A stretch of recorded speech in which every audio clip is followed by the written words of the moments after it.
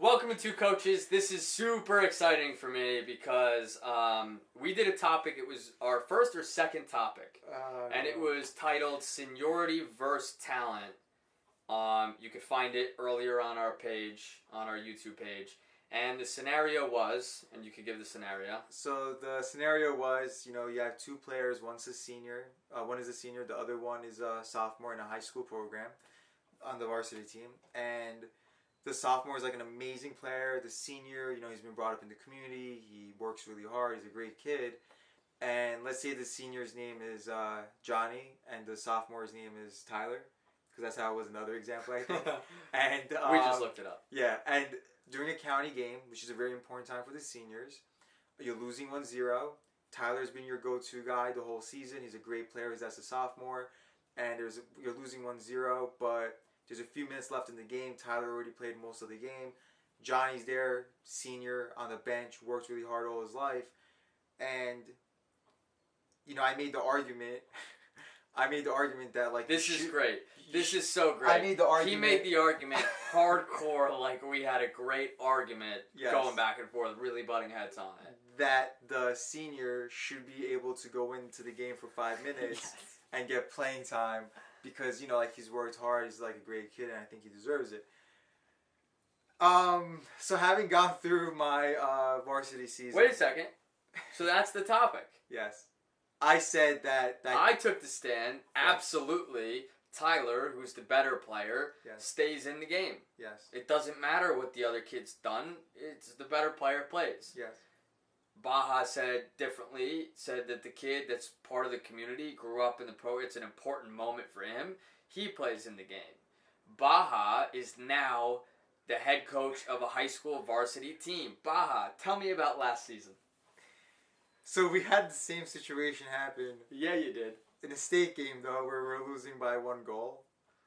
Actually, we scored the 1 goal at the end, so it was really 2 goals. It was a worse situation. Oh, there you go. I couldn't. I just couldn't put the kids in there that were just because they were seniors. What a jerk. There were a lot of seniors that I didn't play that game, but the reason... By the way, I was just wrong. Like last topic, we did it. I was 100% That's what I was waiting wrong. for. I was 100% wrong because I look at it and it's like the reality is if the kid really genuinely did put in that hard work, he would be good enough to play in the first place. Right, or he might also just not really have the ability to be in the game in that moment. Correct, that's another thing. But realistically, I'm saying if that senior just didn't play throughout the season and stuff much. The reality is, if you really did work hard, and we're not a big school. That's another thing. Group 1 New Jersey school. Yeah, small school. If you work really hard, you're not going to get screwed the way you would in other bigger schools maybe, where you have every kid, including the bench, play club soccer at a very good club. But because everyone plays club and everyone's a really great player, you're going to have kids that are so committed to soccer all their life. For full year every year. You just have less opportunity. You have less opportunity. You're still not going to get to play. We're not in a situation like that. So it's very difficult for me now. I know it's a very different tone. But it's very difficult for me to have sympathy for a kid in a very small school that if they're not able to sort of stand out. Because you had so many years in such a small community. It's such a small community. And if you work hard, you're going to reap in the benefits. That's really what it is. You're going to reap in the benefits if you do genuinely work hard. Right. And that's why I think that giving that 5 minutes now, the reason my perception is different is because if you put a senior in there just because it's a senior for 5 minutes, and you create this image that you're older, you're entitled. Yeah. And for a younger player now, where we're trying to change the culture and it's going to take a few years, for a younger kid to see that. As a freshman, maybe as an 8th grader, they kind of just wait their turn for years why? To work. I don't need to work hard in the off season. I don't need to. By the way, I'm talking about in our town working hard off season is just play soccer once a week. Do you know what I mean? That's not working hard. I know. Either, I'm not saying play club soccer necessarily. Yeah. You should obviously. But play club soccer. But yes, I know. Come on. But for us, it's enough though because we're so small. If you just play once or twice a week, it's fine. It's not fine, but you know what I mean. But the reality is that.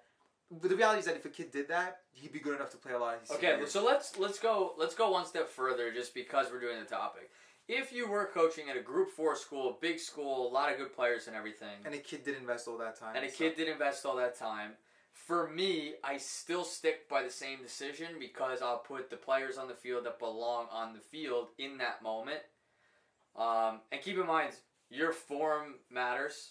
Yes. Right? It happens with professional players all the time, too. And we have a lot of games, by the way. Yeah, your form matters. You know, if your confidence dipped a couple games ago and you're starting to make bad decisions and stuff, well, then we as coaches need to help the player with the confidence. But you're also not going to put him in that position in that type of game. Right. Because if they're not performing at the level that they were used to perform at, you put the player that's performing better. So I always go who's performing better. You know, assuming that they're all coming to training and all that stuff. Right. It's not like a player just comes in for one day and like I just put him in a game. That's a different story. But yeah. So we have done a few topics. We haven't done a ton of topics. We've argued on a bunch of them, and this is the first one that I've definitively won, and we've done a second one, so I'm pretty proud of myself. Yeah, I mean, look. I'm also proud of Baja because I got phone calls during his season saying that, like, this is what I'm going through, this is what I think I should do, I'm changing my mind about this stuff, and if you're a coach watching this, you know how hard that is. Yeah. I've learned in the past, like, 2 years, when my sessions aren't working, which happens, you know, enough. It happens enough to know, like, you know, you're not a perfect coach. So I've started to learn how to, like, scrap those sessions and go to other things during the session if it's not working. Yeah. Now, the Tobo stuff, hopefully not, because it gets better, but... Yeah. No, but, you know, this is definitely something I was wrong about, and, you know, and now it's funny because now I preach to my players all the time, don't expect to play just because you're a senior. And that's a conversation we have almost all the time. Yeah. Because, and it's not really for the older players, right? Because they're already older. If they haven't developed yet and they're 16 and 17, the chances are they're going to struggle. Anyway, it's the younger players to get them to understand, like, hard work does pay off. Yeah. Which a lot of people talk about, but they don't really demonstrate, by the way. Like, it's more like a punchline in a lot of places. Because I always hear it. Well, I have a theory. Not, I mean, like, it's kind of just fact, but... I mean, that's a good way to present your theory, by the way. Yeah, I mean, a theory, but it's a fact, by the way. I mean, it's basically fact. It's a proven fact, but I call it a theory, and it's mine. So fair enough. How do you like that? My theory is a fact. If you work really hard, you guarantee yourself a chance at success. Doesn't guarantee success. It guarantees a chance at success. If you don't work hard, it guarantees that you won't have the chance for success. Right. So, like, even if you work hard, yes, it's possible. There's only one team that wins the trophy in the Premier League. Right? Yes. Only one team comes out on top. So, yeah, there's other things. There's the top four, and there's all those things don't get relegated. There's other goals that you have in your team, but one team gets the trophy. So, to say that you're, that team just was the hardest working team would not always be accurate. It's just not the truth. Like, players work hard, teams work hard. So how do you handle coming up short? Because it's inevitable. You can't always win the very top. You can't always get the trophy. You can't always get the spot on the field, even though those are the things that you always strive for. So that's also an important lesson. Yeah, no, absolutely. Right? You give yourself the chance, but it's not guaranteed that it means that you're going to be on the field. You just get the opportunity. There was a great quote I saw the other day, actually, and it was, you know, when you work hard, you don't guarantee success, but you guarantee not having a regret. Oh, yeah, that's pretty good. Yeah. All right, well. Yeah, that was a good one. It was a good topic. It is a good topic. It's always a good topic for you when I'm wrong. Thanks for watching. No. Yes. Thanks for watching Two Coaches, and hopefully next time we'll have a topic, or one day soon, where Travis was wrong, and you could join us for that one. Thanks. Well, probably never going to happen. Probably just won't post it.